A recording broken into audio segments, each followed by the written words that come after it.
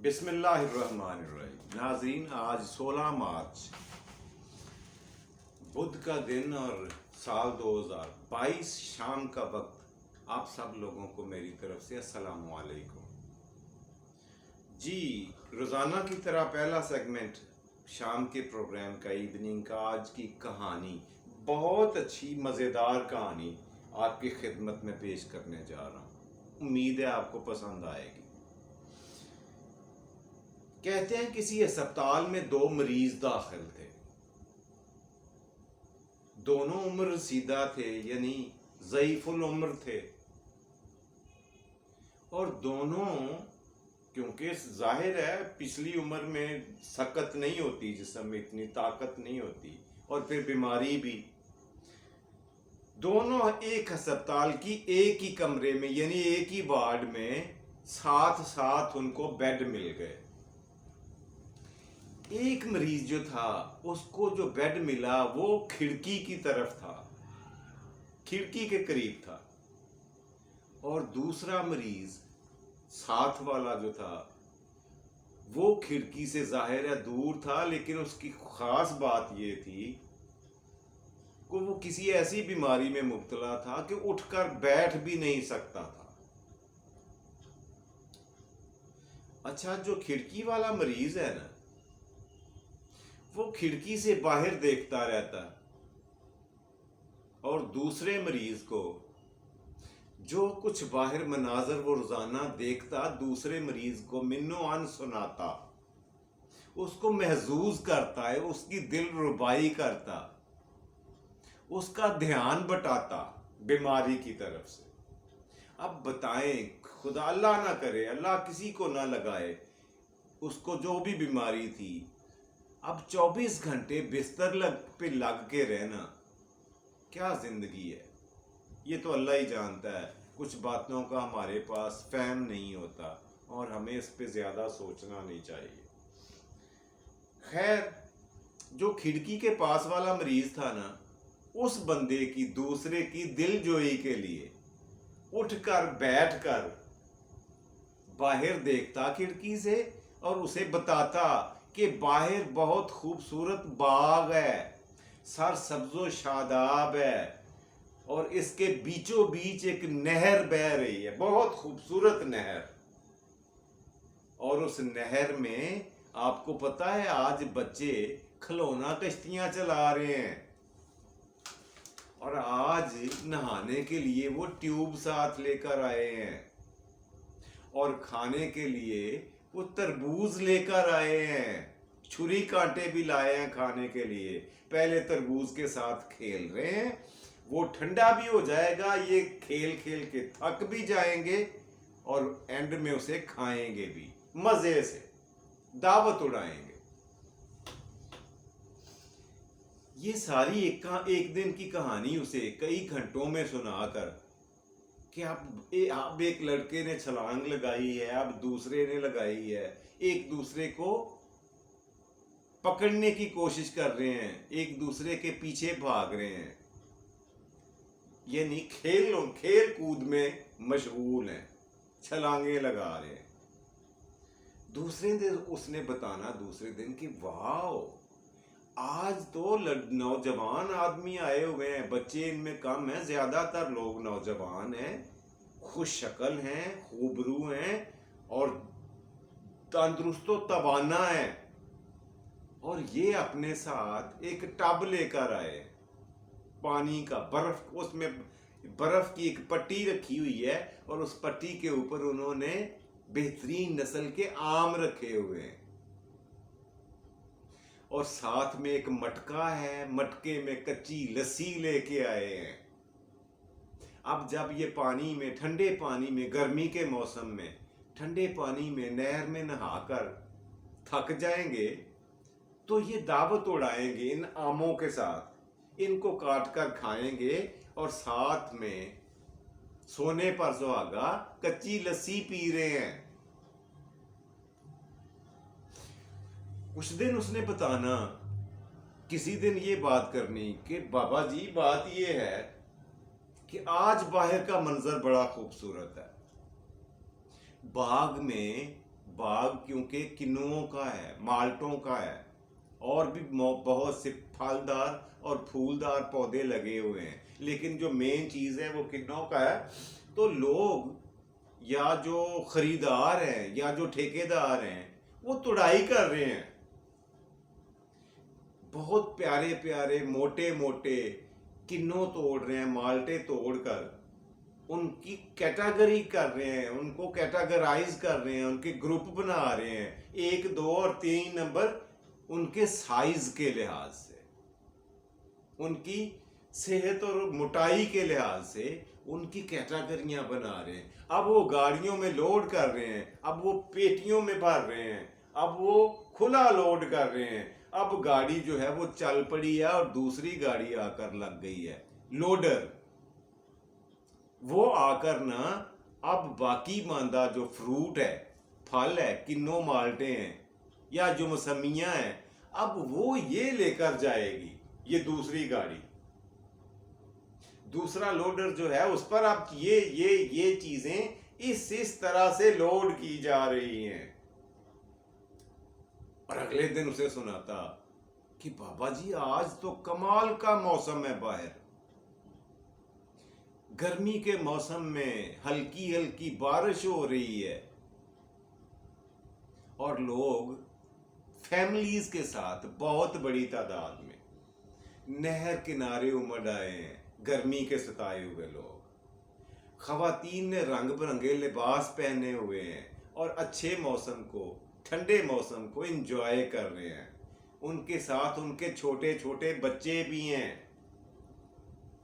अगले दिन मुख्तलिफ कहानी सुनाते, उनको कहते कि जी आज तो बाहर मैंने देखा है एक फीमेल यानी बिच यानी कुतिया अपने 6 बच्चों के साथ फिर रही है और शायद खाने को कुछ ढूंढ रही है। मेरे पास कुछ होता तो मैं ज़रूर यहाँ से फेंक देता, मगर ये बेचारी को अपने लिए और अपने बच्चों के लिए खाने को लगता है कि मुझे लगता है इसे कुछ नहीं मिला और इसके बच्चे भी भूखे हैं और ये खुद भी। कैसे गुजारा कर रही होगी बेचारी। और ये जो इनके आस पड़ोस में लोग फिर रहे हैं, इसको क्यों नहीं खाना देते, इसके बच्चों को क्यों नहीं देते। इतने प्यारे बच्चे हैं, तनावर हैं, तंदुरुस्त हैं और चुस्तो चालाक बच्चे हैं, माँ के आगे पीछे लुडियां डाल रहे हैं। लो जी, रोजाना के रोजाना एक नया रंगीन किस्सा, कहानी और वाकया वो साथ वाले बाबा जी को बताता बाहर देखकर। फिर अल्लाह का करना ये हुआ कि एक दिन नर्स जब कमरे में आई, वार्ड में आई, सुबह सुबह विजिट पे स्टाफ नर्स आई, तो उसने देखा कि खिड़की वाले बाबा जी कज़ाए इलाही से वफात पा चुके। खैर साथ वाले बाबा जी को अफसोस बड़ा हुआ, लेकिन क्या करते, मानना पड़ता है हुक्म इलाही। उन्होंने उसकी बॉडी को उठाया, उसके लवाकीन ने, और घर ले गए। अब दूसरे बाबा जी जो सुना करते थे कहानियां, जो उठ नहीं सकते थे अपनी चारपाई से, उन्होंने स्टाफ नर्स से गुजारिश की, रिक्वेस्ट की, मिन्नत की कि मेरी जो चारपाई है, मेरा जो बेड है ना, ये खिसका कर खिड़की के साथ कर दें और वो वाला खाली बेड इधर ले आए। नर्स मान गई कि ये खाली पड़ा हुआ, ठीक है मैं ये अदल बदल करवा देती हूँ। खैर उसने बूढ़े और आदमी का जो बेड था वो कर लिया, खिड़की की तरफ करवा लिया और बड़ी मुश्किल से अपनी कोहनियों के बल खड़ा होकर थोड़ा सा कमर को उठाकर उसने जब बाहर देखा खिड़की से, तो उसकी हैरत की इंतहा न रही कि बाहर तो कुछ भी नहीं है सवाए एक बहुत बड़ी पुख्ता दीवार के, सवाए एक पुख्ता बहुत लंबी दीवार के सिवा कुछ भी नहीं है वहां पे। पहले तो वो लेटकर सोचता रहा कि ये क्या करता रहा है मेरे साथ। फिर उसने स्टाफ नर्स को इशारे से बुलवाया अपने पास और कहा कि वो जो यहाँ पे पहला मरीज था वो तो मुझे बाहर के मनाजर दिखाता था, अपने बयान करता था, मैं तो तखयलात की नजर से उन सारी चीजों को देखा करता था। और उसकी हैरत और भी बढ़ गई मरीज की जब स्टाफ नर्स ने ये बताया कि वो मरीज जो वफात पा चुके हैं, जो यहाँ पे लेटे थे, जो आपको कहानियां और किस्से वाकयात सुना रहे थे, वो पैदाइशी नाबीना थे।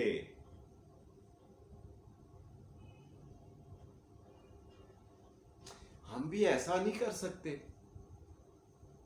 कि अपनी मजबूरियां, अपनी बीमारियां, अपनी तंगदस्तियां, अपने गमों को, अपने सदमों को एक साइड पे रखकर थोड़ी देर के लिए अपनी गली में, आस पड़ोस में, मोहल्ले में, अपने गांव में दूसरे दुखी लोगों के दुख बांटें, बिल्कुल उसी तरह से जिस तरह से वो नाबीना शख्स का बाहर के वाकयात और मनाजर सुनाकर वो दूसरे मरीज के दिलो दिमाग में जिंदगी की एक नई लहर पैदा कर रहा था, जीने का हौसला और ख्वाहिश पैदा कर रहा था, उसकी दिल जोई कर रहा था, उसे अपनी बीमारी से तवज्जो हटाने में उसकी मदद कर रहा था, और कुछ नहीं था।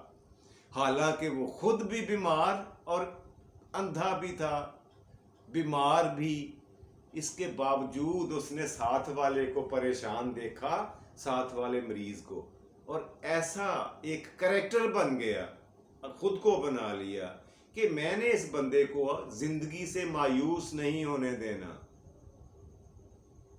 तो नाजरीन, अर्ज ये करना चाहता हूं कि दूसरों को, दुखी लोगों को अपने दुख भूलकर दुखी इंसानियत को हौसले की किरण दिखाई देना, या उनके दुखों में थोड़ी देर के लिए शामिल होना, या उनको छोटी छोटी खुशी देना,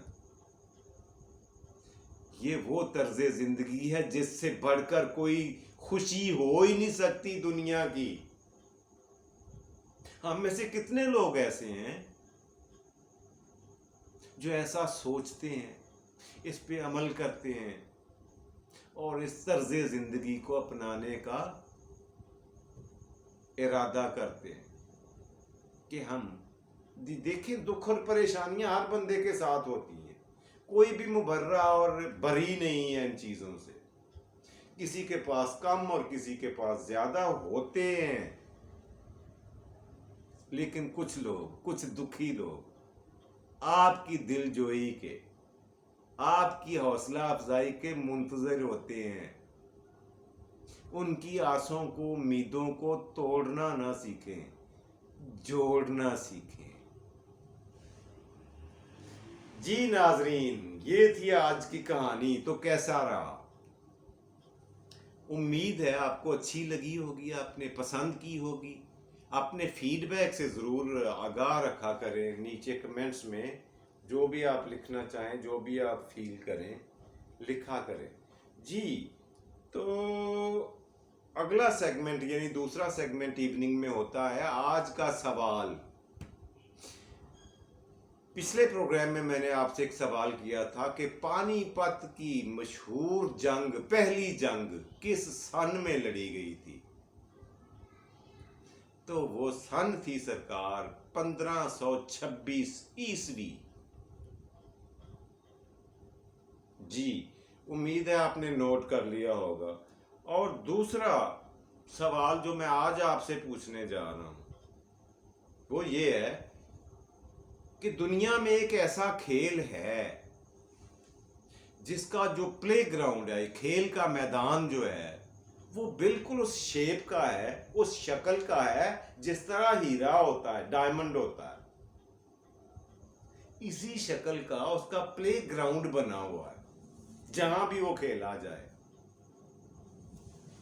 आपने मुझे ये बताना है कि उस खेल का नाम क्या है, कौन से खेल की ग्राउंड किस शक्ल की होती है? जी हाँ, अच्छा रहा ना सवाल? जी, तो अगला तीसरा बेहतरीन आपका पसंदीदा सेगमेंट, आज का शेर। आज का शेर अर्ज करता हूं जी। तमाम उम्र खताओं से ही सबक सीखा, तमाम उम्र खताओं से ही सबक सीखा, मैं सीधी राह पे आया गलत तरीके से। जी, ये था आज का शेर। उम्मीद है आपको अच्छा लगा होगा। मुझे अपनी दुआओं में याद रखिएगा। अल्लाह पाक आपको आसानियां दे और आसानियां तकसीम करने की तौफीक दे। तो आप सबको मेरी तरफ से शब खैर, गुड नाइट और अल्लाह हाफिज।